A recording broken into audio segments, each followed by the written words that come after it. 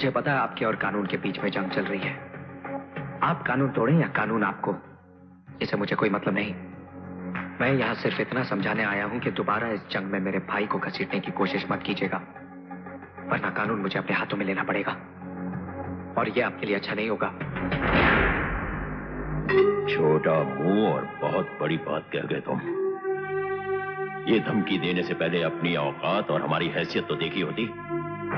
Duty का हाथी को धमकाना अच्छा नहीं लगता बरखुरदार। चोटी होती तो बहुत छोटी है शोभराज साहब, लेकिन अगर हाथी के कानों तक पहुंच जाए तो उसकी मौत का कारण बन जाती है। और आप अपनी जिस हैसियत की बात कर रहे हैं ना, उस हैसियत को बहुत अच्छी तरह से जानता हूं मैं। बहुत अमीर करोड़पति हैं आप, लेकिन अपने बेटे की जिंदगी बचाने के लिए भिखारी बनकर मेरे बाबूजी के सामने भीख मांग चुके हैं आप।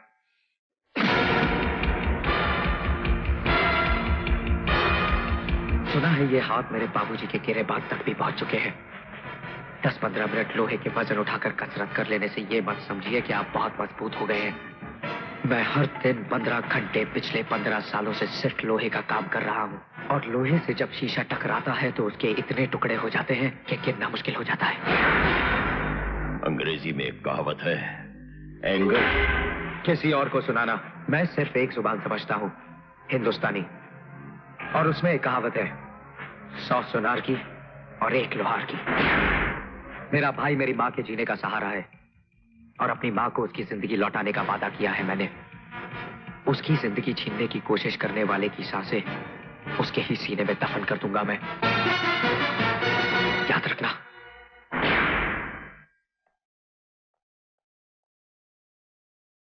सर, अगर आप कहें तो। नहीं माइकल, मैं तो समझता था कि इसका बाप ही नाग है, लेकिन ये हरामजादा तो कोबरा निकला। दोनों के फन कुचलने का कोई दूसरा तरीका सोचना पड़ेगा। क्या कह रहा था वो? कि उसका भाई उसकी मां के जीने का सहारा है? तब तो सहारे को जल्द अज जल्द फांसी होनी चाहिए। प्रेस कॉन्फ्रेंस बुलाओ। आज के अखबार देखे आपने? Yes sir. कल तक जिन अखबारों में सुर्खियां हुआ करती थीं, ईमानदार एसीपी सिद्धांत, आज उन्हीं अखबारों में छप रहा है, एसीपी सिद्धांत कितना ईमानदार है। दूसरों के बच्चों को तो बहुत जल्द सजा दिलवा देते हैं आप। अपने बेटे के खिलाफ चार्जशीट बनाने में इतना वक्त क्यों लग रहा है? चार्जशीट इंस्पेक्टर वीर सिंह तैयार कर रहे हैं सर। लेकिन इस केस के इन्वेस्टिगेटिंग ऑफिसर तो आप थे ना? यस सर, मगर मैं ये नहीं चाहता था कि कोई मुझ पर मेरे बेटे की तरफदारी करने का इल्जाम लगाए, इसलिए ये जिम्मेदारी मैंने उन्हें सौंप दी है। और साथ में ये भी इंस्ट्रक्शंस दिए हैं कि वो जब भी चाहें मुझे अदालत में बुलवा सकते हैं अपने बेटे के खिलाफ गवाही देने के लिए। और कुछ कहना है सर? यस, रातों रात चार्जशीट तैयार करवाइए। सबसे पहले अपन स्टार्ट इधर से लेंगे। 2 आदमी तो मैं खानेबाजी में फंसा डालूंगा। बाकी चाचा जी, आप एक जगह बैठ नहीं सकते? यहाँ से वहाँ क्या कर रहे हैं? अरे मैं सोच रहा हूँ यार। तो एक जगह बैठ के सोचिए ना। यहाँ तो सोचने भी कर्फ्यू ऑर्डर है। क्या है? अरे यार तुम ऐसी लुक में तो मैं डिस्टर्ब हो रहा हूँ यार। अरे वाह, सोचना कोई आसान काम थोड़ी है, उसके लिए चलना पड़ता, उल्टा होना पड़ता, सर नीचे टांग ऊपर करनी पड़ती, नहीं तो भेजे में आइडिया नहीं आते। आपको मजाक सूझ रहा है? और मैं इस फिक्र में कि कल करण का केस शुरू होने वाला है, पागल हो रहा हूँ। पागल? पागल? राइट, पागल। लगता है आप हो गए हैं। मैं नहीं, उसका भाई पागल होगा। लेकिन किसी को पागल साबित करना इतना आसान नहीं है। अरे मेरे लिए कुछ मुश्किल नहीं है, क्योंकि 4 साल पहले मैं जिस पागल खाने में था, उस पागल खाने का डॉक्टर ये बिल्कुल सर्टिफाई कर देगा कि करण पागल। 4 साल पहले आप पागल खाने में थे? हाँ, मैं था पागल खाने में। क्यों? वो कुछ हालात ऐसे थे बेटे कि मैं अब इसको क्या बताऊं कि मैं पागल खाने में क्यों था। पोल खुल जाएंगी नहीं? जज साहब, किसी गहरे सदमे के कारण मुल्जिम की दिमागी हालत अचानक खराब हो गई है। ये देखिए किस तरह बिना पानी के हवा में स्विमिंग कर रहा है ये। ऑर्डर योर ऑनर, मैं ये दावे के साथ कह सकता हूं, ये पागल बनने का खेल सिर्फ अदालत को गुमराह करने के लिए खेला जा रहा है। अगर डॉक्टर गोटीवाला से मुझे चंद सवाल पूछने की इजाजत दी जाए तो मैं ये साबित कर सकता हूं। इजाजत। डॉक्टर कोटीवाला, क्या आप पूरे यकीन के साथ कह सकते हैं कि मुल्जिम की दिमागी हालत ठीक नहीं? एसीपी साहब, मैं पिछले 25 सालों से पागलों का डॉक्टर हूँ। मैं सिर्फ चेहरा देखकर बता सकता हूँ कि कौन पागल है और कौन पागल होने वाला है। लेकिन अचानक पागल होने की कोई वजह तो होगी? है, वजह है।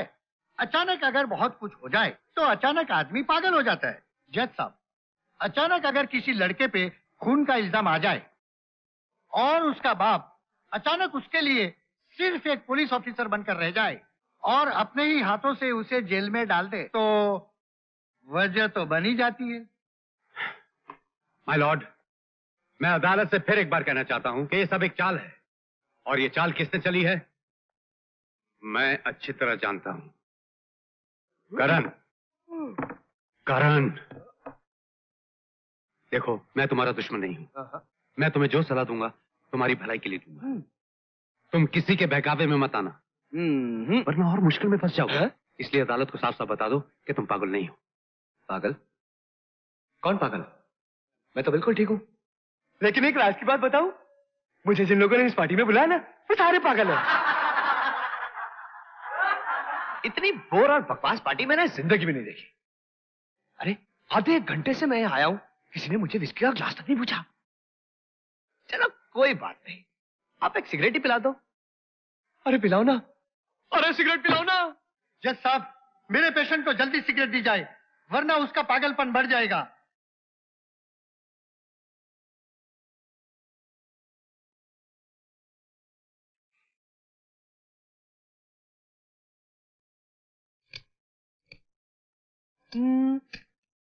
आप कुछ कह रहे थे?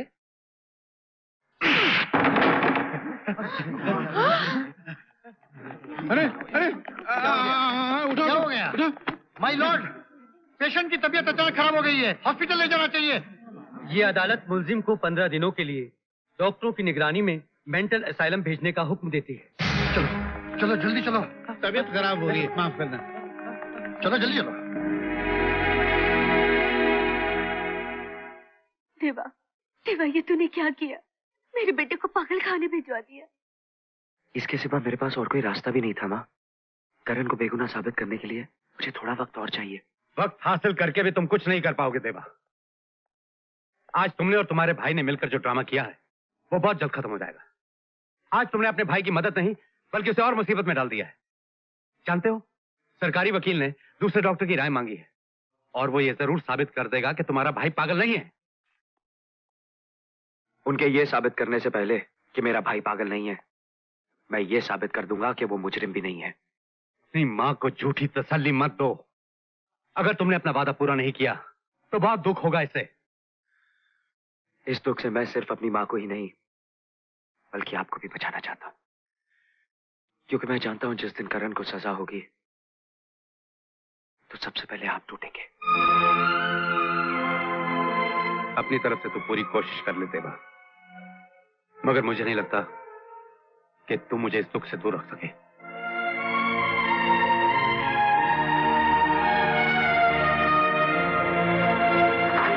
गे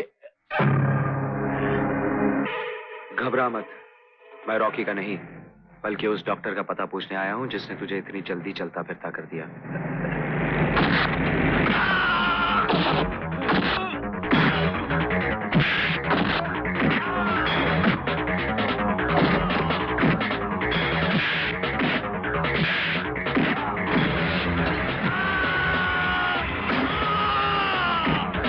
भाई के लफड़े में तेरी एक टांग तो गई, बोल दूसरी भी तोड़ू? मत तोड़ो, बता दो।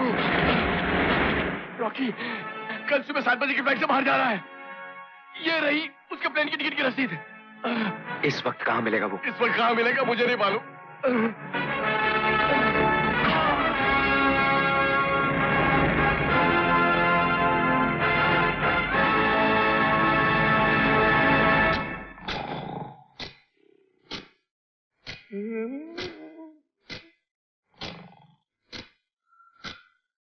चाचा जी, चाचा जी, चाचा जी,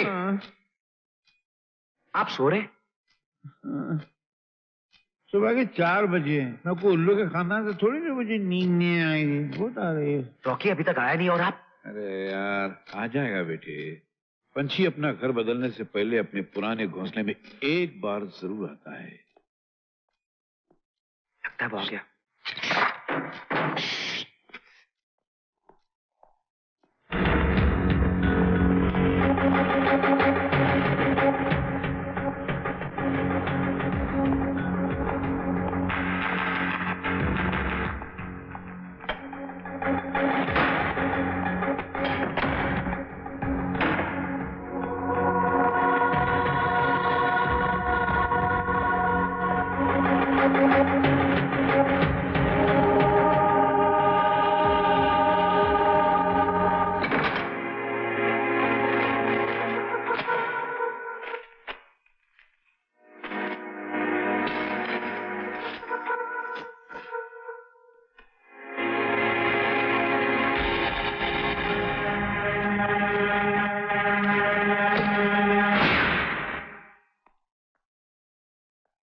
इसी को ढूंढ रहा है ना?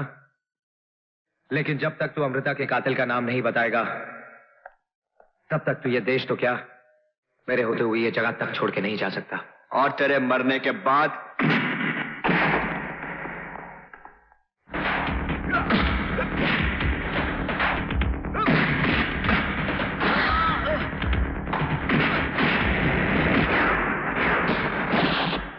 सर, सारे चेकअप्स और ऑब्जर्वेशन के बाद हम लोग ये दावा के साथ कह सकते हैं कि मिस्टर करण पागल नहीं है। आपको भी करना चाहिए शीर्षासन।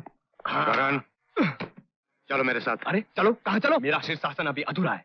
करण, इस नाटक से कुछ नहीं होगा। अरे मेरे पेशेंट की तबीयत खराब है। Shut up. डॉक्टर गोटीवाला को शट अप बोलते हैं। डॉक्टर गोटीवाला बहुत जल्द हवालात की हवा खाएगा झूठी गवाही देने के जुर्म में। चलो करण। अरे मेरा शीर्षासन, चलो।